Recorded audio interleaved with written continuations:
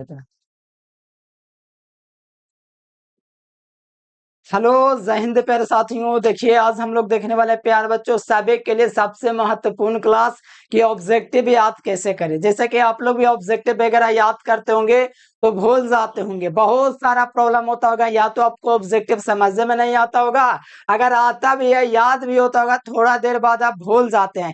कारण क्या है भूल जाते हैं? टॉपर लोग क्यों नहीं भूलते वो भी आपको हम बताएंगे प्यारे बच्चों। अगर इस वीडियो को पूरे अंत तक देखेगा तो गारंटी है कि आपको आपसे कभी भी ऑब्जेक्टिव नहीं भूलिएगा। ठीक है, तो चलिए प्यारे बच्चों फटाफट शुरुआत करते हैं। और साथ में आप लोग चैनल से पहली बार जुड़ते हैं तो चैनल को भी सब्सक्राइब कर लेना है। और यहाँ से आप लोग को बहुत अच्छे तरीके से हम आपको बता देते हैं प्यारे बच्चों कैसे आपको ऑब्जेक्टिव नहीं भूलना है।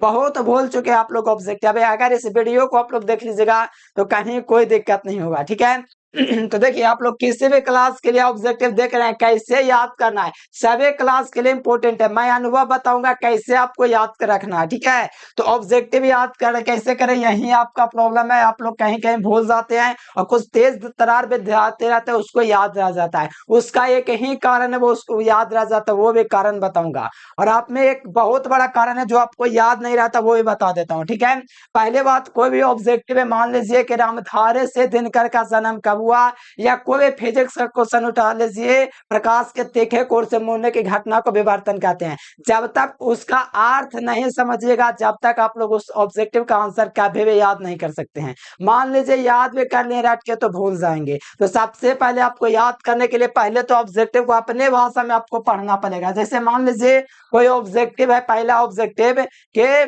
इलेक्ट्रॉन पर आवेश कितना होता है।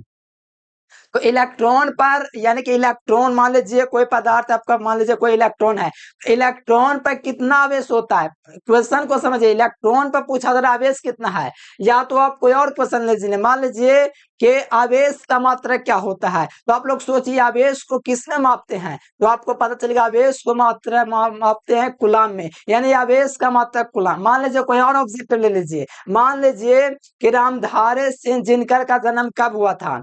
तो मान लीजिए रामधारी सिंह दिनकर का जन्म कब हुआ था, तो आपको नहीं याद है तो एक बार सोचिए, आपका जन्मदिन याद जाता है क्योंकि आप लोग समझे हुए कि इस दिन मेरा जन्म हुआ था। लेकिन रामधारी सिंह दिनकर का मान लीजिए जन्म 1908 ईस्वी में है, तो बस इतना आपको रहेगा ना याद को 1908 ईस्वी है।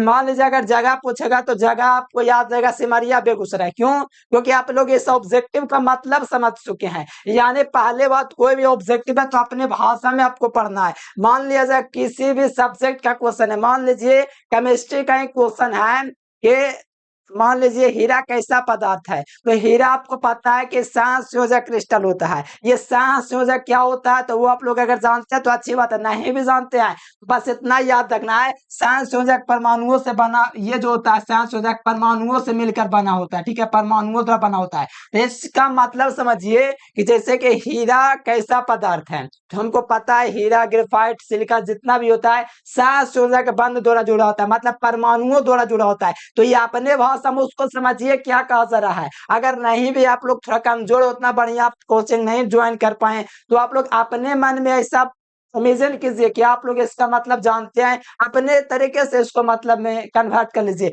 तब आप लोग उसको अपने भाषा में समझ पा रहे होंगे। ठीक है, अपने भाषा में सबसे पहले आपको उसको समझना पड़ेगा। अगर मान लिया जाए पूछा जाए विद्युत फ्लक्स का मात्रक क्या है, तो आप लोग मान लीजिए थोड़ा कमजोर स्टूडेंट से नहीं जानते विद्युत फ्लक्स के बारे में कुछ भी, तो इसका मात्रक कैसे, तो वोल्ट बटे मीटर होता है।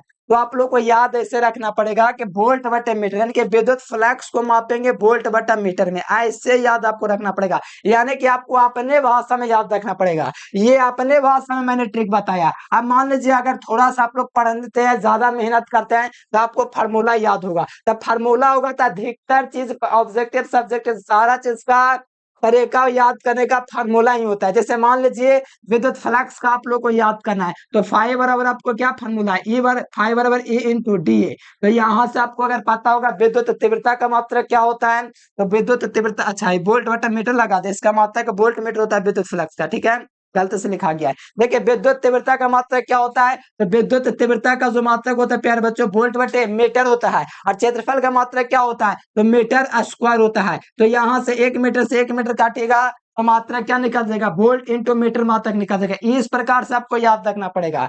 पहले बात, फार्मूला के साथ आपको समझना पड़ेगा, हर चीज का आपको फार्मूला पता है तो आप लोग आसानी से ऑब्जेक्टिव सही कर सकते हैं, कोई दिक्कत नहीं होगा और कहीं आप भूलेंगे नहीं, क्योंकि फार्मूला याद है तो कहीं भूल नहीं सकते। फाई बराबर ए इंटू डी ए पता है, तो विद्युत तीव्रता का वाक्य मात्रक, विद्युत तीव्रता का मात्रक वोल्ट बटा मीटर क्यों हुआ? तो देखिए विद्युत तीव्रता का मात्रक न्यूटन बटे कूलम भी होता है, वोल्ट बटा मीटर भी होता है।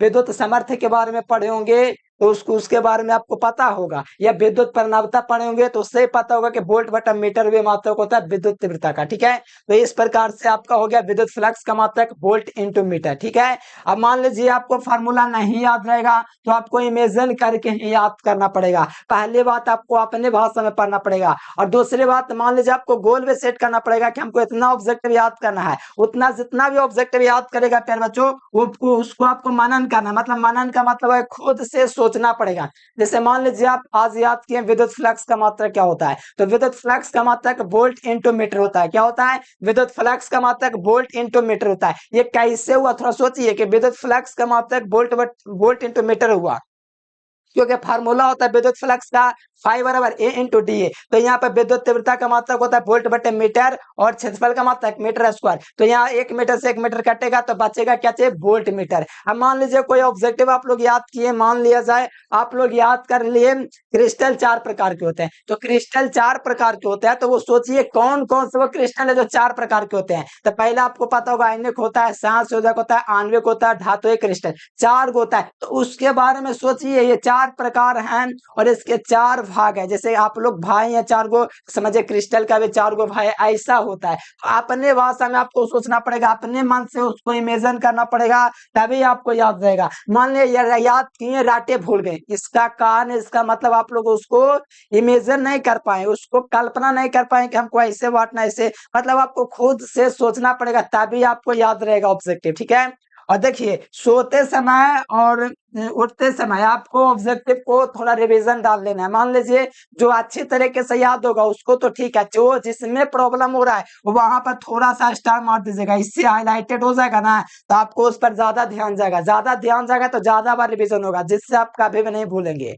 ओवरऑल मैं यही कहना चाहता हूँ प्यारे बच्चों, ऑब्जेक्टिव याद करने का दो ही तरीका है। पहला तो आप लोग फार्मूला से याद रखिए, या तो दूसरा खूब मनन कीजिए, खूब सोचिए उसके बारे में कि ऐसे हुआ वैसे हुआ, फिर आपको कहीं पे कोई दिक्कत नहीं होगा। ठीक है, ऐसे ऑब्जेक्टिव आपको अपने भाषा में पढ़ना चाहिए प्यारे बच्चों, ताकि कोई दिक्कत ना हो। ठीक है, अपने भाषा में पढ़िए।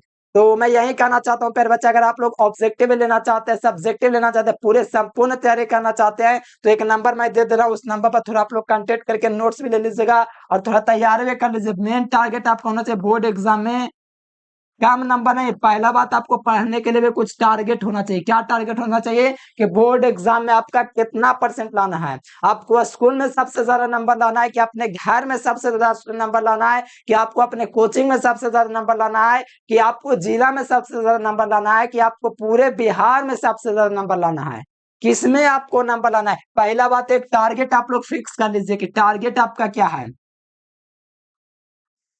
टारगेट अगर आप लोग फिक्स कर लीजिए, target T R J target TRAGET target आप लोग एक फिक्स कर लीजिए, क्या आपका टारगेट है। जो भी टारगेट रहेगा उसे टारगेट के अकॉर्डिंग आप लोग तैयारी कीजिए। ठीक है, जो भी मान लीजिए आपका टारगेट है बोर्ड एग्जाम में, मान लीजिए कितना टारगेट है, मान लीजिए आपका टारगेट है बोर्ड एग्जाम में 95%, कितना लाना? 95% लाना। उसके लिए 95% इतना टाइम देना पड़ेगा, मतलब 95% लाने के लिए कम से कम आपको घंटे तो मायने नहीं रखते, फिर भी आपको 7 से 8 घंटे सेल्फ स्टडी करने पड़ेंगे, कोचिंग को छोड़ करके। ये मत सोचेगा कि कोचिंग को भी जोड़ दें और 7 या 8 घंटा पढ़ेंगे तो 95% हो जाएगा, नहीं। कोचिंग में आप लोग सिर्फ देखते हो, समझते हो, प्रैक्टिस थोड़े कर रहे हो, और प्रैक्टिस करने से नंबर आता है। अगर मान लीजिए अगर आपको ऐसा लगता है कि सिर्फ पढ़ने से, सिर्फ देखने से याद हो जाए, तो आप लोग क्रिकेट देखते हैं, तो आप क्रिकेट सीख गए देखने से, नहीं, उसके लिए प्रैक्टिस करना पड़ता है। ठीक है, तो क्लास करते हैं वो मायने नहीं रखता, आप कितना खुद से करते हैं वो मायने रखता है, वो डिपेंड करता है आपका कितना परसेंट स्कोर होगा। तो नोट्स के लिए आप लोग इस नंबर पर थोड़ा कांटेक्ट कर लीजिएगा, बाकी मेहनत करते रहिए प्यार बच्चों। आज के लिए फिलहाल इतना ही। Thanks for watching this video. जय हिंद, वंदे मातरम।